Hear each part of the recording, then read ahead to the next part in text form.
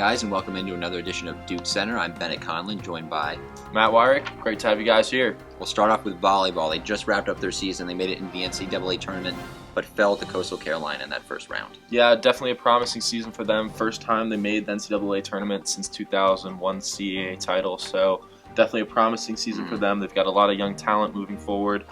There's no reason to think they won't be back next Great year. season all around. Speaking of young talent, Camilla Smalls of women's basketball has been on an absolute tear. Oh, yeah. I mean, CAA Rookie of the Week, was it twice now this year? She's been a force alongside Precious Hall. They weren't really sure who was going to be the secondary scorer, so she's really stepped up for them. Yep, in their 71-50 win over Hampton, she was the leading scorer in that game. She actually outscored Hall. So big game for her there. They're 2-1 at home this year. They've got a really tough early season schedule with a lot of Power 5 opponents. Yeah, next up will be Rutgers on Monday, so we'll see if they can keep the hot streak going. For sure. Men's basketball, not really on a hot streak. They do have one win now, though. That's true. Huge win. They beat Longwood 71-59. They haven't had a great year, though. No, scoring has been a little bit difficult for them, but defensively they've been all right. They definitely have a few things to work on moving forward, but that first win, definitely something that it's good to get over that hump. Yeah, and senior Jackson Kent had 22 points, 7 rebounds in that win against Longwood, so that's big for them. Now, football, whole different story.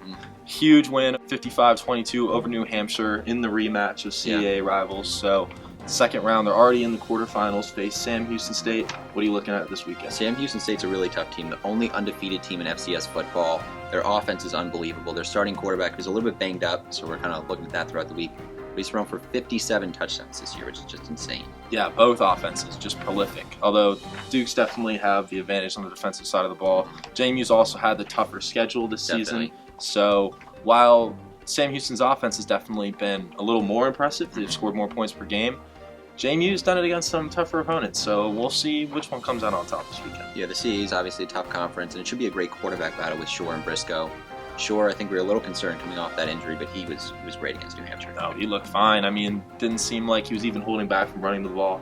So I see no limitations for him moving forward. Brandon Ravenel, another guy who's going to play a big part. He's had a couple of postseason games, and he was obviously big in the return game last weekend. Yeah, ran back for that touchdown, had over 200 all-purpose yards, 3 touchdowns. Huge game for him, probably the biggest of his career. Yeah. In Sam Houston State, they play in Texas, for those of you that don't know. So it's going to be a little bit cold for them this weekend. I think the low on Friday is right around 18 degrees. So if you're going to the game, bundle up. Yep, Friday night, 7 o'clock at Bridgeforth.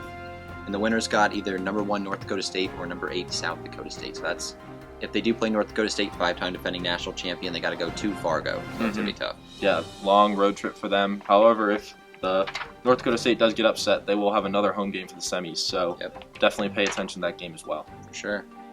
All right, I think that's it for this week. From Bridgeforth to Centaura, we've got you covered.